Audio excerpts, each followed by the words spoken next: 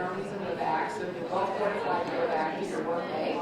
And so without any further ado, I would like to introduce Brenda Swain, and Brenda is going to introduce our panelists and lead us into the presentation. Thank you. Thank you, Chris. Good afternoon. It's great to see so many familiar faces and many new faces as well. You have in store for you about an hour of very exciting information. The reason I am up here is because I am a member of the PPCI board, and I made a suggestion. I've learned my lesson. But I also am the director of a nonprofit, Philanthropy Service Center, which is a small multi-purpose food pantry and a lot of other things in Falmouth. And we have used video for many different reasons and in many different ways. So I wanted to be able to talk about that just a teeny bit. But the real presenters today are going to be these two ladies. And unfortunately, those. Rachel Jelinek is a partner at Reflection Films, an award-winning video production company. They produce marketing, fundraising, and training videos for a variety of nonprofits and businesses. Rachel holds a Bachelor of Arts from the University of Michigan and a Master's of Arts from Harvard University. Prior to Reflection Films, she worked on educational campaigns at the Mass Department of Public Health, as a health educator for children, as a director for a literacy program, and as a community relations liaison at MIT. Her experience in the nonprofit world lends itself well to understanding how to tell client stories in an emotionally compelling and entertaining way. And there is a website that you can visit if you're interested. And her card and Deb's card is in the packet at your table. Rachel's is up front, as is mine. Deborah Rogers. Today is the first time I met Rachel, and I really like her a lot. I've known Deb for many, many years because she's the director of FCTV in Falmouth. Deb has worked in community media since 1982. She's the executive director, CEO of Falmouth Community Television, a position she's held since 1996. Through her ongoing involvement with the Alliance for Community Media, a national trade and advocacy organization, Deb works to advance the cause and garner support for community media on state, regional, and national levels. She currently serves on the board of directors of both the ACM, National and Northeast Region, serving as national chair for 2009 to 2012. On a local level, she's a former board member and founding member of Arts Falmouth, has served on the board of the Falmouth Cultural Council, and is an active member of the Falmouth Chamber of Commerce. We're also both town meeting members in Falmouth, which is an interesting connection, as is Karen. So, question 3. No politics today. So, without further ado, I'm going to talk a little bit about how we as a nonprofit have used video in our work. And then the two of them are going to be spending about 20-25 minutes each doing a presentation for you. And then on your tables, there are green cards and pens. What we want you to do is, if you have any questions during the presentation, because we have such a short time rather than interrupting a lot, we're going to have you write it down. And I'll come around and gather them and bring them up here, and we'll address that for about 15-20 minutes at the end of our time. One last thing before I speak. Keith is in the back of the room. He is a staff member of FCTV. And there's a part of, he's going to be videotaping this presentation so that it will be able to show on FCTV and be shared with other community television and probably on Rachel's site, a whole lot of places, so that other people will benefit who couldn't come today. But there will be an interactive part during Rachel's presentation, so if you don't want to be videotaped, raise your hand so Keith won't focus on you. Oh, you have a willing audience, so you're all set. All right. As far as Falmouth Service Center goes, we have two full-time equivalents of staff people and 450 volunteers. And many of the volunteers that we have, we want to find a good role for them, a good place for them to participate. And one of those areas is in helping the ambassadors for us. And several of our volunteers are also members and trained people who volunteer at the FCTV. One of my board members, Rich Miner, created a video for us of our 30th anniversary. We had our 30th anniversary last year. We had about 200 people at the Coonamessett for a gathering. And part of that day, we showed this video. So that was a volunteer of mine and of Deb's doing a very simple, about 15-minute video that we showed as part of a presentation. We're going to just watch that for about a minute. Just a section of it where Bill Huff, who's the editor of the Falmouth Enterprise, actually all the Enterprise newspapers, is speaking a little bit about the Service Center.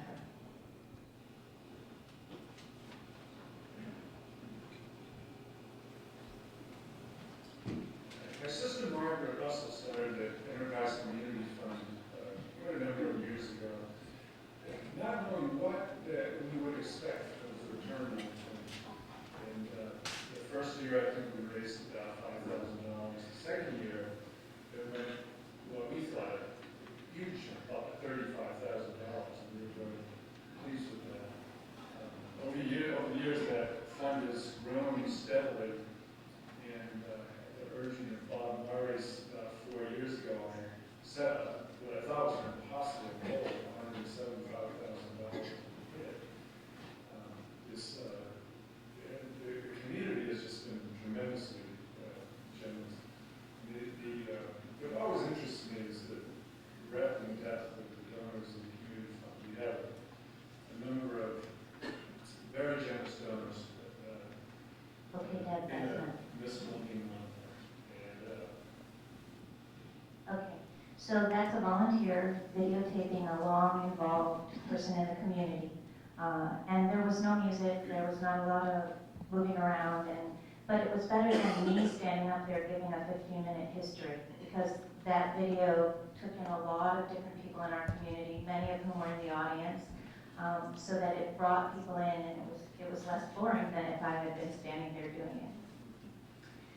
The next video is something that was done by Duffy Health Center, the Visionaries program with Bill Mosier.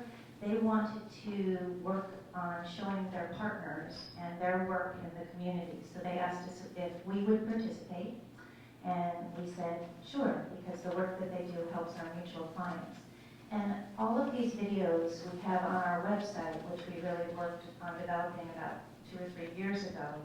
We have a place that says watch our videos, so that we can put these on there. Anybody who goes to check us out can look at them, sees the difference in them, sees the information and content. So this is a brief piece of that video from Duffy.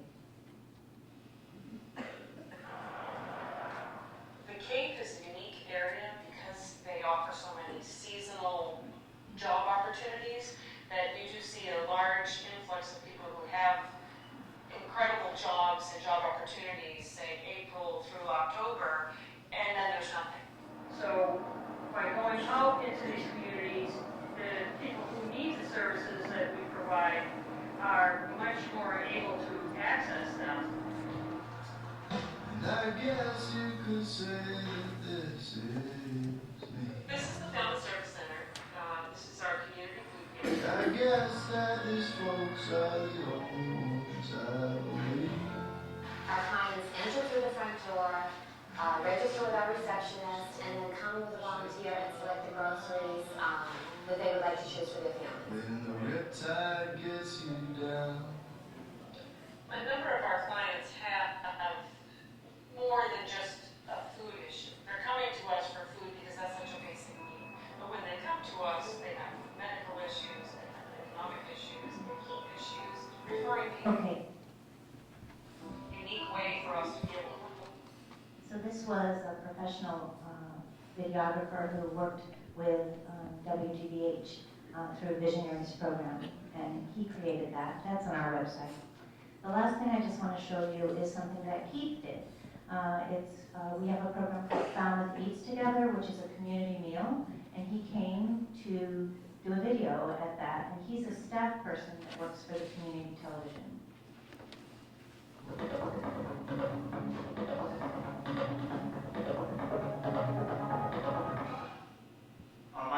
Sam Slarski. I work with the Falmouth Service Center, and we're working on a project now for over a year called Falmouth Eats Together. It's a community meal. It's the inspiration of Brenda Swain. She had talked about it a number of times, but when she talked with Paul Ripken, he helped to get this started off more than a year ago, and the two of them together got it going. He got this up and running, and I've been helping run this for about a year now. They have a commercial kitchen now at the Falmouth Service Center. They decided that it was time to have a real open community meal that would basically free and open to all people in town. Well, nights are not like tonight. If you can imagine, this is our Thursday night. We had an incredible windstorm. That's what's going on right now. We might be under 200. I wouldn't be surprised if we're under. We've been up over 320 in 2 hours. We on a busy night will turn out a full meal every 20 to 25 seconds. Okay. So this comes up twice a month, and it will usually 1 week after another. We are usually... Thanks, Tim. So those are 3 different types of videos, all accessed through our website, that help to describe the breadth of our organization. None of them's any better or worse than another, they're just different. And I think that's part of what I've learned as someone who tries to get the message out about the work that we do in a way that really doesn't cost me a lot of money. But I think that there are many different options, and that's why we have a wonderful panel today for you to listen to and then ask your questions of. So please do jot down things while they're speaking, and I'll come around and grab those questions at the end. So now Rachel.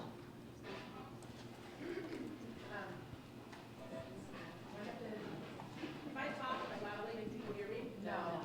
Okay, all right. I'm just worried that I'm going to clear my throat. I'm a little unplugged, so you can hear all the extra sounds that I make. I apologize in advance for that. Okay, so, okay, I will move her as I talk, so, okay, so I have 2. All right, okay, so, I love stories, and I love collecting stories. And so one of the first things I wanted to do was, more? Oh, this one. Okay, sorry. Okay. Sorry. So I wanted to share a story with you and just have a little interaction about what you think makes a story powerful. So if you can actually go to the second slide. Okay. I don't know if you guys ever read from the Boston Globe magazine. They have a Tales from the City section. Okay, and often it's kind of funny, but sometimes there are other types of stories. So I just wanted to briefly read one to you and talk about it. Tales from the City. A year ago, my 16-year-old son Henry was in Boston with a friend to watch the marathon. When the bombs went off, Henry's 17-year-old brother Alex desperately called his phone over and over, 30 times in all, with no response. No response. He finally received a puzzled text asking Alex to identify himself.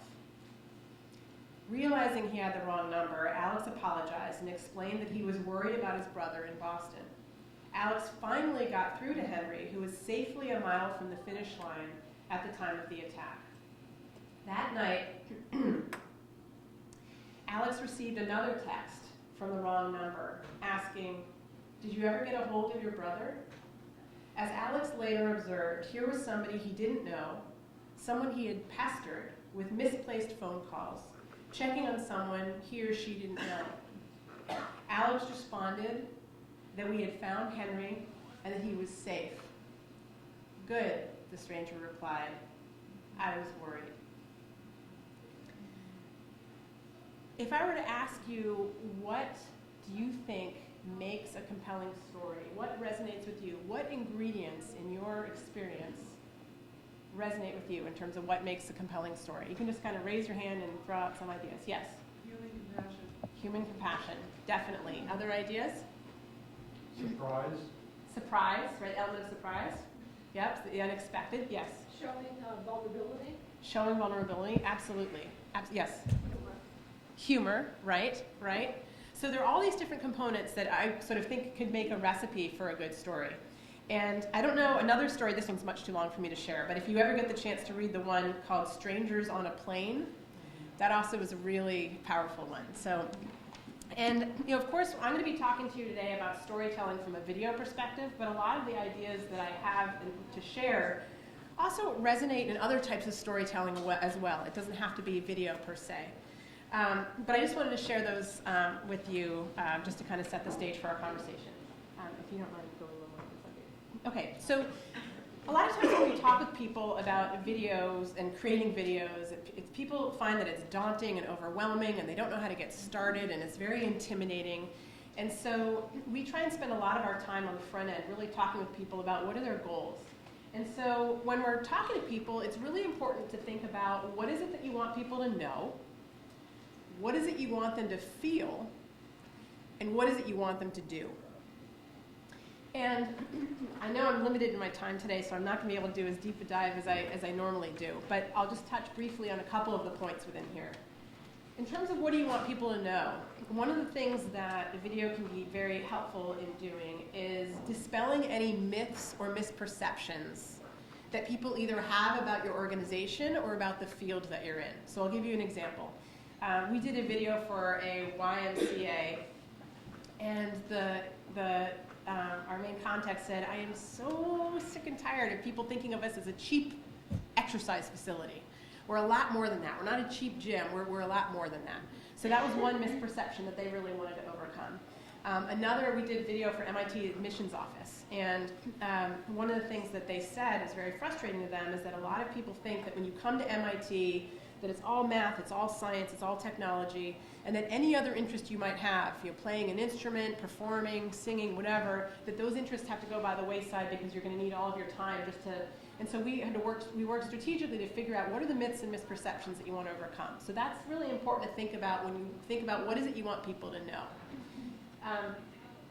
Okay, can you go to the next one, please? So I'm going to share an example of a video, and then we're going to continue talking about what do you want people to know and feel and do. But I just wanted to share this short clip. This is an excerpt from the Family Equality Council. No, that's, sorry. That one. Yep, excellent. Thank you. People are people as long as they're nice, right? You're nice back. Right? So that's it.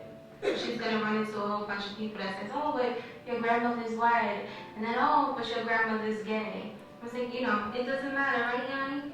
And we can all love each other coming from different places, right? It's about respecting one another as individuals and as human beings first. Does it taste good? Okay. I can't reach the one. Here. I want my children to grow up to be healthy. I want them to grow up to be independent. I want them to offer love to somebody, to come from a loving family. And this isn't any different than anybody else's family. In my 19 years, not once have I ever been confronted by an individual who realized independently that I was raised by a gay couple. The federal government delegitimizing families like mine sends a message to gay, lesbian, bisexual, transgender kids across this country that says you are a second-class citizen and we do not care about you as much as we care about other people. The fact of the matter is that we all have a family. Families are not gay and families are not straight. Family is a group of people who love each other.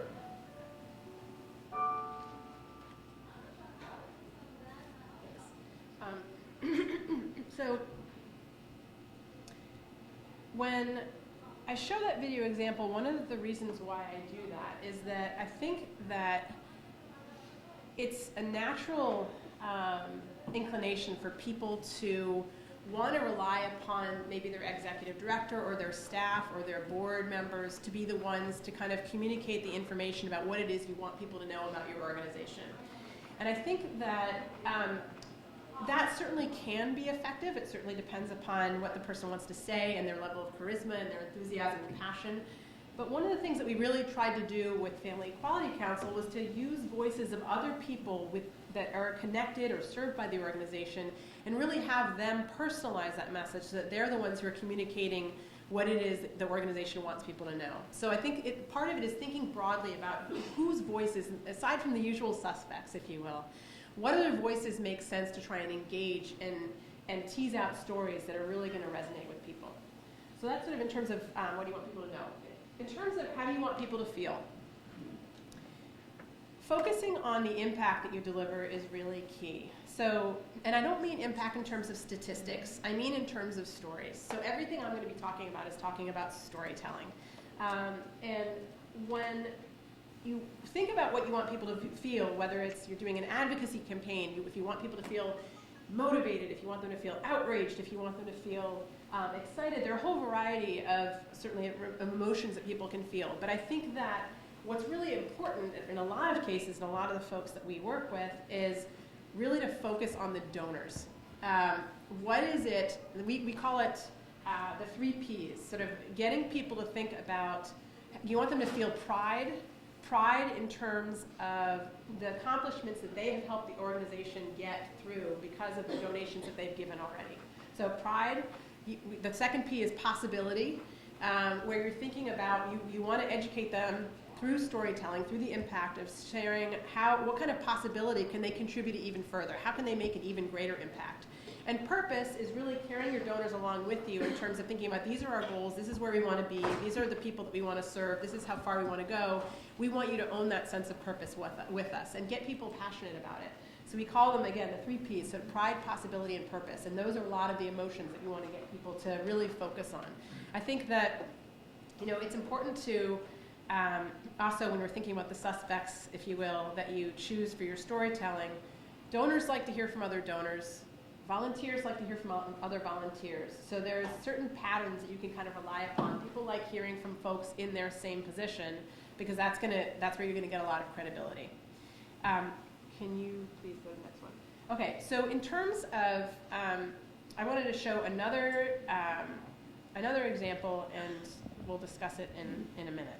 This is from Boston Partners in Education.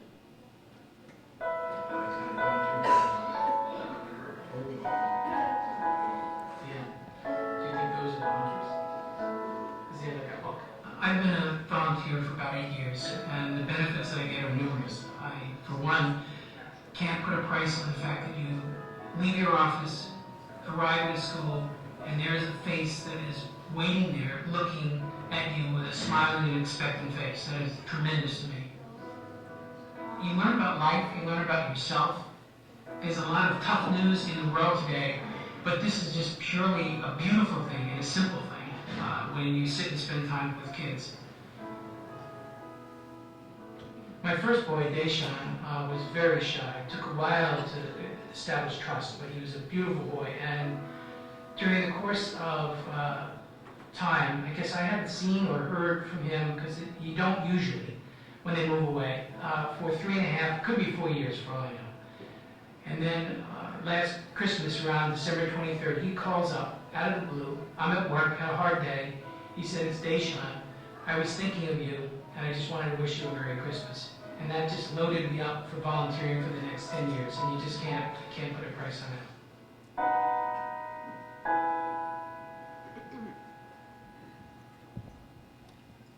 So, if I had to ask you, what is it that you think from watching this video, what is it that they want people to know? If there were 2 key ideas that, based upon his description of his volunteer experience, are there a couple of ideas that come to mind in terms of what message he would want you to leave with? You're making an impact. You're making an impact, and not only are you making an impact, but your impact lasts way beyond when you're actually in front of sitting with that child and volunteering, right? So that's definitely one message. Absolutely. And yes? Personally rewarding. It's a two-way street, right? Not only, right? It's personally rewarding. It's a two-way street. So I think that, if you think those are the 2 main messages they wanted people to know. In terms of what you want people to feel, they want them to be empowered and excited and motivated to go volunteer. And in terms of what you want people to do. Now, in this video, there was not a specific call to action at the end. I think there should have been. And so that's sort of the next thing that I wanted to talk about, is that it really makes sense when you're thinking in the get-go, when you're thinking about early on, before you do any filming at all, it's important to think about what is it that you want people to do, and who are the people that you want to be taking the action. So we encourage people to think broadly about who are all the possible constituencies that make sense for you to be reaching. Is it donors? Is it volunteers? Is it staff that you might want to recruit? So thinking broadly about all the different people that you want to send a message to, and then thinking about all the different calls to action that go with that. So for example, donors, you want them to give, right? But let's say you have an event. Maybe you have an event coming up, and it might make sense. We talk about creating a library of video assets. So if you know you have an event coming up, and let's say you have a gala event and you're going to show video at that event, why not take a little extra time to create a pre-event teaser video? So you can send that video to people in advance so that you can drive them to an event registration page or drive them to a donation page or just give them a tool that they can share with other people so you can get more people to come to your event. You can create a post-event thank you video. You know, when you're thinking strategically about filming, what we talk to people about is think about what are your must-haves and what are your nice-to-haves. And when you're planning on your scheduling, block in, obviously you want to get material that you need for your immediate needs, but also think strategically what other assets can you capture that you can then edit and use down the road. Because the reality is that often when we're on a film shoot, we're capturing hours in footage that gets edited down to a 3-minute video. And you have all of this other good material that really is just crying to be used. You can use it in your e-newsletters. You can use it in your blog. So it's a matter of thinking about all the different target audiences, all of the different calls to action, and all of the different possible distribution channels that you can be using, whether it's e-news, blog, your website, YouTube, Vimeo, your social media presence. Thinking strategically about that up front makes your life a lot easier, and you can be that much more sort of focused and strategic in that way. How are we doing on the next one? Yeah, so this is always a tricky one because what we tell people is really promote stories and do not create a video brochure. And what we mean by that is a lot of times we had a client who wanted us to do a video about every program and service that they had. And it wound up being a 12-minute video that they wanted to show at an annual meeting. And they had a captive audience, so the movie, the video got watched. But we were begging them. We said, can we please break this up into small chapters for you? Can we please kind of break it up into smaller assets? Because the reality is unfortunately, if you try and pack too much information, sorry, can you go to the next one, please? If you pack too much information in one video, you're unfortunately run the risk of undermining your message because people don't know what it is they're supposed to focus on, they don't know what it is they're supposed to do, and it's hard to sustain people's attention for that long. So what we say is not that you shouldn't showcase the different things you have going on, but we say showcase by telling stories and stories of impact of these different programs, and create a library of video assets. So create multiple shorter videos instead of longer ones. So avoid the trap of including details that are better used as text in your website, because the goal of a video is not to include every possible bit of information about your program and service offerings. They can get that information on your website. You need to give them a reason to go to your site and read more, right, and to want to learn more. And as I said already, you want to speak to different audiences using a variety of channels with specific calls to action. And I think what's in terms of the calls to action, there are different programs that you can use. We use a program called we use a program called Wistia. So we get really good analytics from Wistia. So we can see Wistia is W-I-S-T-I-A, Wistia.com. We get great analytics. We can see, are people watching the video? How far are they watching it? Are they rewinding it and watching it again? Are they sharing it? Are they responding to the call to action that's embedded at the end of? So it really gives you a lot of detail. And my partner Jeff is more well versed on some of the technical aspects of that. So if you have questions, I put my contact information up here because I'm happy to share other ideas and resources. If you have follow-up questions, I know that we have some question time today, but if there are other questions as well that you think of after today, don't hesitate to reach out and I'll do my best to answer them. But that is what I want to share. Thanks.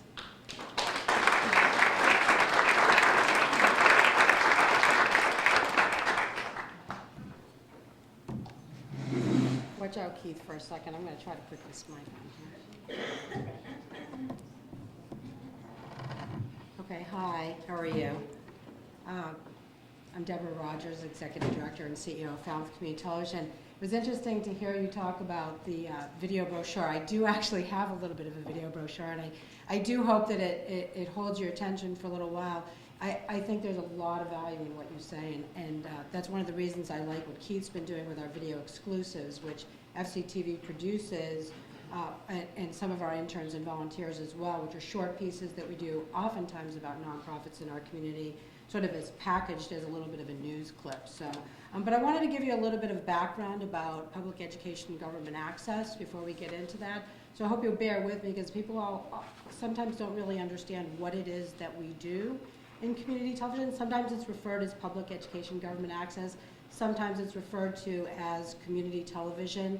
And so maybe I can just, they're sort of one and the same now, but what's happened over the years is we were so focused on television for so long, and now we're really focused on community communication and helping our members and organizations get to that. So let me give you a little bit of background here. So years ago, people communicated with their neighbors across a fence or in church, at a town square, or even through a party line on a telephone. And yes, I'm old enough to remember a party line at my grandparents'. And then what happened is, we started to get newspapers and other print publications, and this became the norm. And then we moved years later towards radio and then broadcast television. And what happened was you had information disseminated in such a way that you had just a few people communicating to many people. And so you really lost that one-on-one personal communication where you could stand up at your church, or you could stand up at your town square and communicate with all of your neighbors at one time, because you just had people in television just pushing out the information instead of really that one-on-one communication. And so what happened is, with the advent of cable television, along came federal rules requiring cable companies to give back something to the communities where they were stringing their cables and using the public rights of way. And that something that they gave back was funding and channel capacity in the form of public education and government access, also known as PEG access channels, funding for these channels, and as I said, channels as well. This way, once again, the idea was that anyone, could use this medium to communicate with the general public at large. Now you have neighbors, once again, communicating and sharing their thoughts with large groups of neighbors. Falmouth Community Television was born in 1992 as a result of the then cable license between Adelphia and the town of Falmouth. We had one channel, Channel 13, which was for public and government. We then had Channel 14, which was the educational channel. But what happened was you had one channel for the P and the G, and most of the time was being spent on the G. The G was selectmen's meetings and conservation commission meetings, and it was getting all of the prime time slots.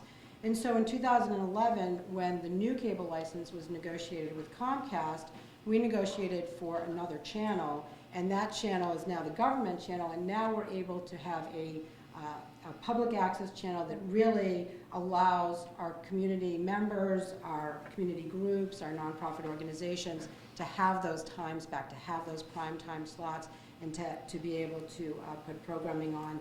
And working with individual citizens and community groups is such a huge part of our mission, and they hold substantial importance to us and value, and so it was really important for us to get this other channel. So now we've grown not only in channels but also in staff. When I started, we had 2 full-time, 1 part-time. We now have, what do we have? We have, I think we have 7 full-time and 2 part-time, and then we have an equivalent full-time that we grant over to the schools as well. When I arrived about 20 years ago, we had a very small space. We had a control room, we had a loft area for editing and for staff use, and a studio. We've now doubled our space. We have everything from an animation lab to a computer learning center, private edit suite, and a gallery, and you're going to see a little bit of our facility in the video, so I won't get too far into that. Our programming that you see on our local channels spans everything from public affairs talk shows, school sports, town band concerts, political programming, election coverage, consumer affairs, documentaries, news. Our government channel runs between 3 and 5 live government meetings per week. and interview programs with town officials. And our educational channel features programming of interest to and about our Falmouth schools. Our public channel does remain a mosaic of information and programming reflecting the interest and diversity of the people who live and work in our communities and the community groups and nonprofits that are based in or support or provide services to the people of Falmouth. One of the things I did is I took a look at just one day on our public channel. I wanted to see what programming was available on that channel from nonprofit organizations, and it's nice to see Mark here because there were 2 programs produced by volunteers of the Falmouth Historical Society on that day that I chose. One was a lecture series, and there was also an oral history program. There was a documentary about Little Pond by another organization. We had Arts Week, which is a regular weekly program that features art happenings in Falmouth. It's produced by Arts Falmouth, which I'm happy to say I was a founding board member of.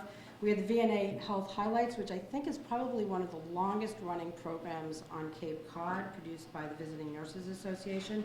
There was a program on the Falmouth Dog Park, which gave viewers a look at this amazing community asset. Falmouth First, which is a monthly public affairs talk show, featured Highfield Hall and cooking at Highfield Hall, and I think that you might actually get to see a clip of that in a minute. Falmouth VIPS was Volunteers in Public Schools. There was a program about that. It was an informational program. There was a behind-the-scenes look at the Heritage Museums and Garden. I couldn't believe everything I just kept grabbing was from a nonprofit. Keith had done an FCTV exclusive on the Bike Lab, which was a short news piece on Falmouth's John Wesley United Methodist Church and their efforts to take used donated bicycles and teach people how to repair them and then put bicycles in the hands of community residents. And the great thing was they used this piece not only to get more bicycles, but also to let people know that they could get donated bicycles as well. So it was really a great engaging piece that we were really excited to be involved in. And then we received another program from the South Coast County Legal Services, which was not produced locally, but brought to us by a community group on home foreclosures. And this was to support people who were in danger of losing their homes and to let them know what resources were available out in the community to aid them. Most of the programs that you see on our public channel are produced by volunteers or organizations. Occasionally, again, we do our FCTV News exclusives and other things. We have some interns as well. Our community groups and nonprofit organizations have a special place at FCTV. We encourage all of you to attend our classes in your folders, and I'm sorry I don't have enough, but our training class listing is available on our website, which is fctv.org. I thought there were going to be about 50 people, and I think we have, or 40 people, and I think we have about 50 people, so that's fantastic. So we encourage you to attend our classes and use them to promote the value of your community, of your organization, or to have people within your organization use our facility to tell their own stories. We work very closely with Fairwinds Clubhouse, and a lot of their members come in and have taken the training, as well as volunteers who work there as well. Some of the organizations we work with: Falmouth Historical Society, Falmouth Chorale, Falmouth Jewish Congregation, Heritage Museum and Gardens, Falmouth League of Women Voters, Historic Highfield, Service Center, of course, and other community groups and individuals will send people through our training, learn how to run video cameras, audio boards, direct TV shows, create and run graphics, and edit for the purpose of producing programs not only for running on our channel, but also you own them. You get to put them up on your website. It's important to tell people about the vital work that you do, and you want to be able to tell it in a multitude of ways. You have a handout from me, but I also have a video. I know one of the things that, I'm sorry not to put you on the spot, Mark, but Historic Highfield's done in the past is they've taken oral histories, and when they give out their awards, they'll actually have video of the award recipients at their annual dinner that talk about the individuals getting the award. The best part about learning video through us is you do not need to have any prior experience. You don't have to be technical. We teach you everything it is that you need to know to learn to do a video production. It's affordable. It's $30 a year for an individual, it's $75 a year for an organization. That covers your delegate, and any additional members are only $15. The production classes are free of charge. We have a few advanced communications classes that might be $15 for members and $30 for non-members. But primarily, everything that you need to know to produce a video production is free and included with your membership. And if you don't have the time, but you're wanting to still use community television to get your message across, you can use us by using our community bulletin board, which runs on our channels, and you'll see a little bit of how other nonprofits do that in our video. Simple slides that run during non-programming hours. And then we also have a PSA day, which you're going to see a little bit about as well. Or you can get in touch with us and say, hey, we've got this great thing happening. Would you want to do an FCTV exclusive on that?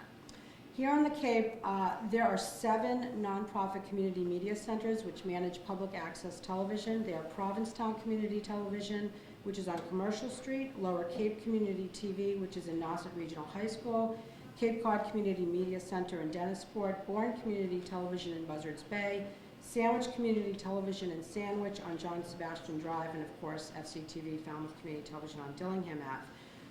We offer similar services, but we all have our own unique policies and rules, so you should check with each of the community television stations for their policies and how you might get involved as well.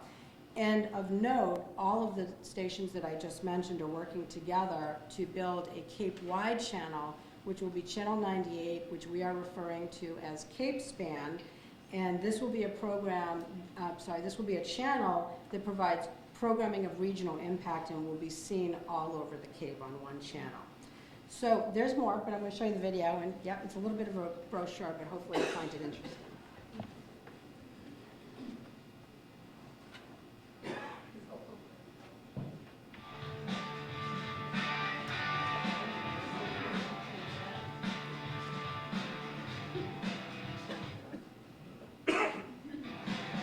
Hi, my name is Basha Kosztynska, and I'm the Membership and Outreach Coordinator here at Falmouth Community Television.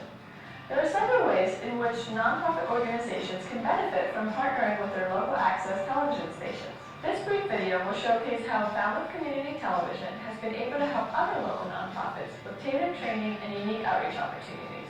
So come on in to find out more.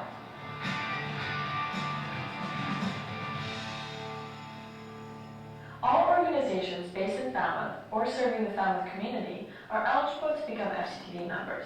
All classes of membership are eligible to utilize FCTV's many resources. One of the main benefits of an FCTV membership is the ability to take any one of our many classes, most of which are free to members. We offer everything from video production, graphic design, to social media, among many others. As a full-service communication center, we strive to give you all the tools you need so that you can get your message out in a variety of ways. For example, FCTV's new Google for Nonprofits class is a great opportunity to learn how your organization can take full advantage of all the tools available from Google, including Google Drive, Google Docs, Google Hangout, and Google Analytics, among others. If your organization is looking to improve its brand, a great first step would be to take one of FCTV's Photoshop classes. The class provides all basic skills needed to design a logo, update and create enhanced outreach materials. Another popular class is our Carousel class, which teaches participants the ins and outs of using a community bulletin board. The community bulletin board is an electronic bulletin board that is available for use by community groups, nonprofit organizations, and government entities. Members are provided a login and can upload one or more slides using basic text, images, video, or even animations to get their message out to a wide audience. All of that at no charge. The slides are then cablecast on our public channel 13. Slides of a government nature are run on our government channel 50. Slides may be seen on either channel during non-programming hours, in between shows, and are available for viewing on our website, www.fctv.org. For information specific to the Falmouth schools, Channel 14, our educational channel, makes space available, and FCTV can work with members to provide opportunities for posting to 1, 2, or all 3 channels as appropriate. Take your outreach efforts one step further by signing up for one of our video production classes. You can learn all the tools you need to create an engaging video and get your message out to a wide audience. You can create a show right here in the studio with a multi-camera production, or you can take cameras out into the field and shoot on location. The best part is you don't need any prior experience. We'll teach you all the tools you need to get started. Here is a sampling of some of the shows recently produced at FCTV by our organizational members. And today we'll be featuring Planet Network, an agency that provides social and volunteer opportunities for adults with developmental challenges. And with us today is Elaine Sinney from Planet Network, and also Tracy Newhart, who is a longtime member of Planet Network. This is a time when we read stories and bring them alive with dance, drama, and song. Treasure Time is not about perfect theater, it's about kids experiencing literacy. And today I have with me Iggy, Olivia. Let's introduce your group and have a little holiday cheer to how lucky we are here at Highfield Hall and what a beautiful facility it is. And I hope our entire listening audience comes up with their children, and if you're going to have an event, come up here. It's absolutely beautiful. Come to the cooking classes. If Kevin can learn, Anyone can learn. My name is Tracy Prego, and I'm the director of the Falmouth Volunteers in Public Schools program. Today we're going to be sharing with you some of the things that VIPS has been up to in the community, and I have some guests here today to tell you about some of those initiatives. Alan Kazarian, head of guidance 512 at the public school system, Beth Homond, one of our great volunteers, and Jack Zorski, another volunteer that will be sharing I'm Jennifer Matt, I'm the Director of Collections and Exhibitions here at Heritage Museums and Gardens, and beside me is a 1931 Duesenberg Model J touring tourister that was owned by Academy Award-winning actor Gary Cooper. It's restored to its original colors when he bought it, which are primrose yellow and parkway green. When Mr. Cooper... Another great opportunity to raise your organization's visibility in and outside of Falmouth is by underwriting FCTV's live coverage of Falmouth Town Meeting. To thank you for your donation, FCTV staff produces a professional video spot showcasing you and your organization that plays 3 times during live town meeting, as well as several times a day for 6 months afterwards on Channel 15. Here are a few samples of video underwriting spots recently produced by FCTV. With beautiful surroundings, comfortable gathering spaces, and picturesque views, the campus of Atria Woodbriar offers the standard of senior living long preferred by the most discerning older adults on Cape Cod. Atria Woodbriar Place, a new state-of-the-art building, offers independent and assisted living options with luxurious amenities and environmentally friendly design and construction. Atria Woodbriar, 389 Gifford Street, Falmouth, 508-495-5500. I do want to stay in my own home, but there's some things I can't do by myself. Neighborhood Falmouth provides services such as lawn work, home repair, transportation, and companionship. Neighborhood Falmouth, helping seniors like me stay in their home. Welcome to Falmouth. If you're a visitor, this is where surf and sun meet for fun. If you're a resident, this is where you'll find the businesses and the resources necessary to fill all of your needs. If you're a business person, this can be your home.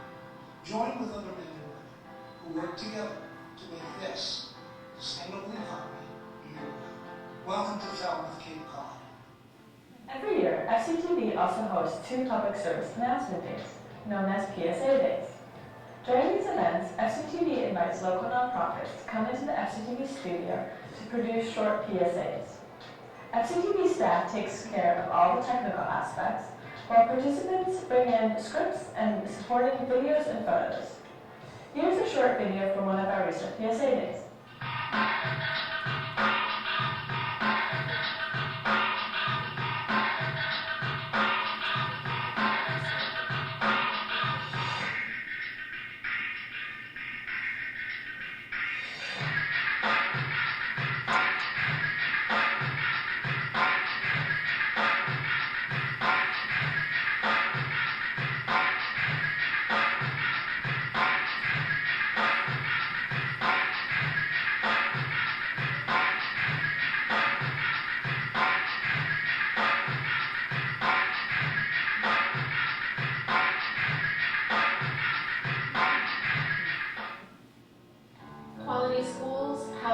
and commercial areas are important for Falmouth's future. Permanently protected open space, woods, pond shores, beaches, and parks are equally important.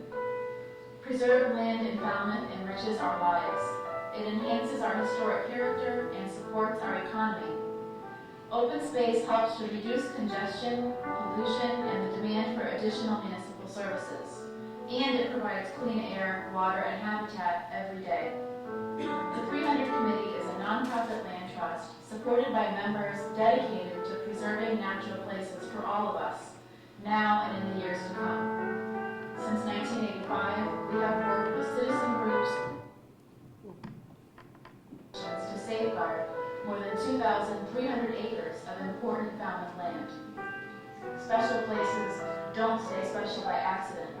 With support from our members and with determined effort, we can continue to preserve our quality of life and fragile environment. Please join the 300 Committee and help us to protect Falmouth's special places.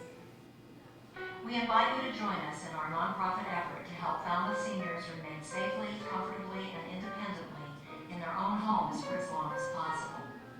You might become a member and volunteer, or you might visit our website for more information. Volunteers help members by driving them to appointments and shopping, and assisting with minor household repairs and other tasks. Neighborhood Falmouth helps our seniors remain vibrant members of our wonderful community. All 501c3 nonprofit organizations with current solicitation certificates issued by the Commonwealth of Massachusetts are eligible to host one televised fundraiser on FCTV Public Channel 13 per calendar year. Fundraisers can cablecast for a maximum of 12 hours and have the potential to reach over 17,000 Falmouth cable subscribing households, as well as their many online viewers who tune in to our online stream at fctv.org. Organizations also have the option of partnering with other community access centers to request simultaneous cablecast of the fundraisers. Fundraisers can take the form of call-in shows, live auctions, or other creative initiatives. Finally, an FCTV membership gives you access to our conference room and gallery. You can plan on scheduling all your important meetings right here, surrounded by wonderful art by local artists. For more information on Falmouth Community Television, visit us here at the station at 310 Bellingham Avenue in Falmouth or online at fctv.org. We look forward to serving you.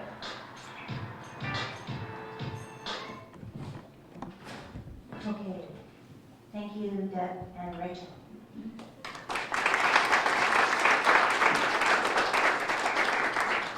I have a couple questions here. This is for Rachel.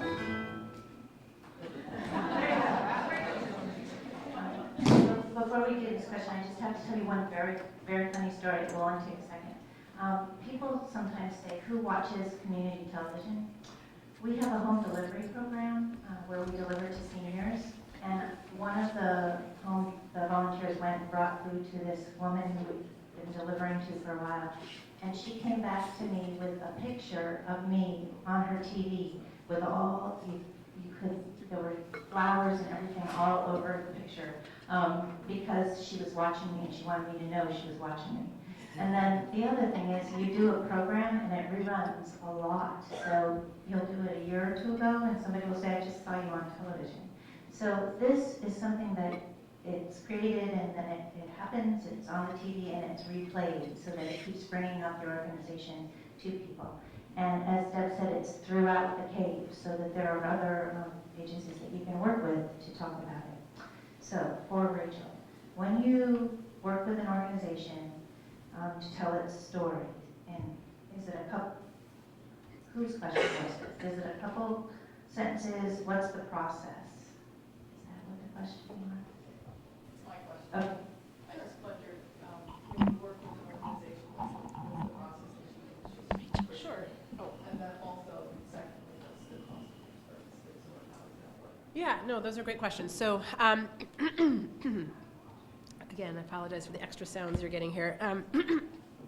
So in terms of our process, we, each project is broken down typically into 3 phases. So there's pre-production, production, and post-production. So pre-production is really the strategic phase of figuring out where we meet with you. We have a lot of questions and learn about your organization. What are your goals? Who are your possible target? All the possible target audiences. What, as I mentioned earlier, what myths or misperceptions might be out there about your organization that makes sense for us to talk about?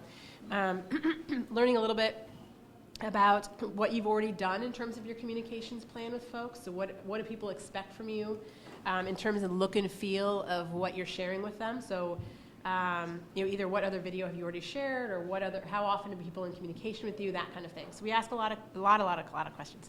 And then based upon the information, it's a collaborative process. We work with you to figure out, if you have a specific deadline, like if you know you're trying to create something for an event, then we talk strategically about that. But as I said, we're very big on trying to figure out how do we create assets that are going to basically be ones that you can use over time across different channels. For us, we like to talk to people about trying to create a calendar of content. Because essentially we want to work with you to try and make it so you're able to stay top of mind. And so, what we don't want to have happen is for someone to have an event video and the event comes and goes and you've made your investment for that and then that's it, right? We don't want people to be left in that frustrating position because, as I said, there's usually a lot of other good stuff that can be used and edited and made into other material. And so we have a conversation about that and map out whose voices make sense. If I give a longer presentation, and some of the things I talk about are the politics of video production. So we talk about that as well in terms of figuring out whose voices make sense to hear and whose don't, and how do you prepare people and invite them, and how do you prepare them for what you expect and what you would like to get out of them. So we work a lot on the front end. We spend a lot of time on the front end so that there aren't as many, sometimes there's surprises, sometimes things happen. Usually they're good surprises. Usually someone will say something, you're like, oh my gosh, that's gold, I didn't know you were gonna say that.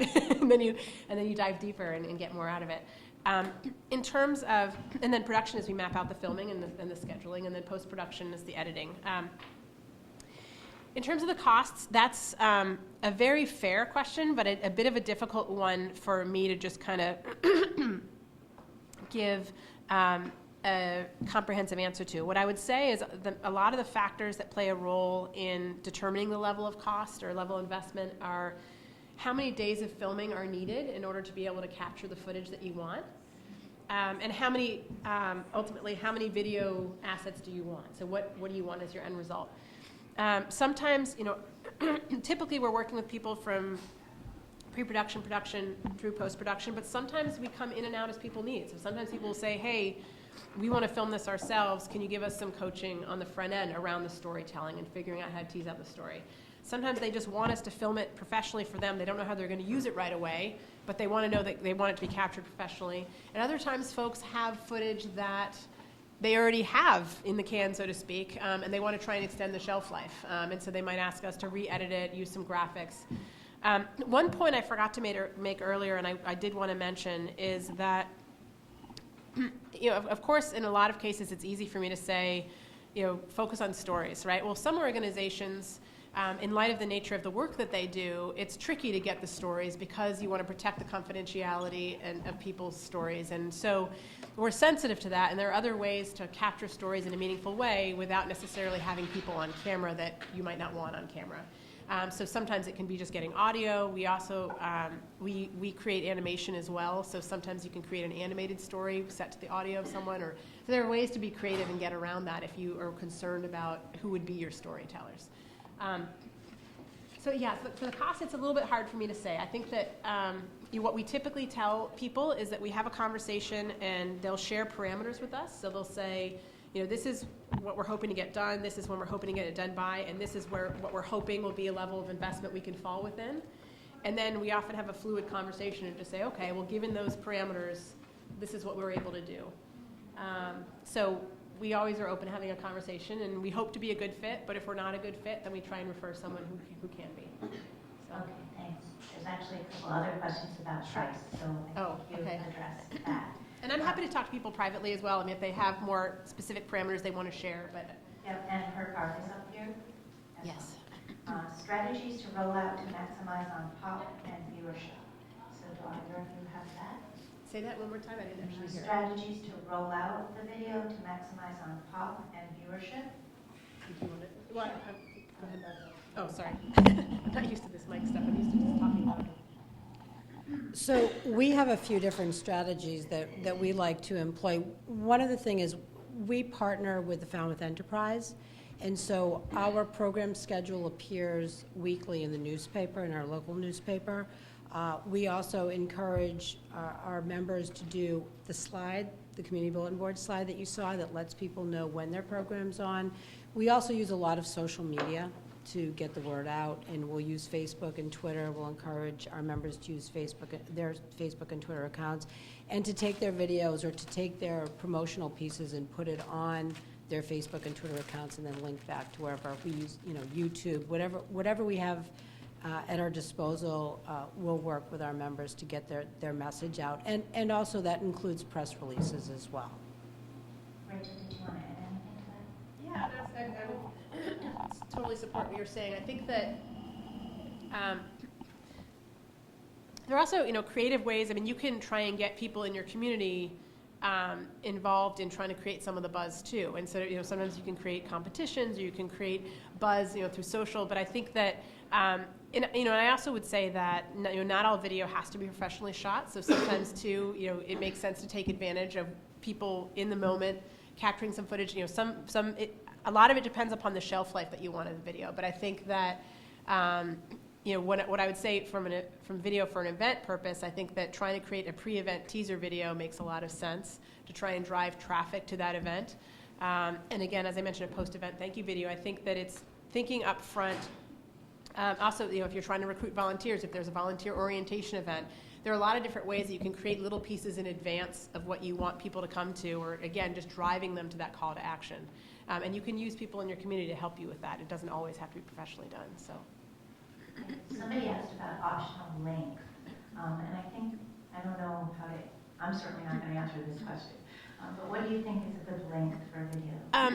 Well, it depends upon what its purpose is. I mean, I would say that for online viewing, ideally, you'd like it to be 2 minutes or less.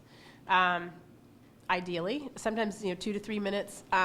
I think that, again, if you're creating library video assets, so you're creating multiple short videos, you're going to get away with that more than creating one longer video. With that said, if you're showing a video at an event, you have a bit of a captive audience, so you can get away with a little bit of a longer video, but I would still say for an event video, 3 to 5 minutes. I would caution against going over 5 minutes.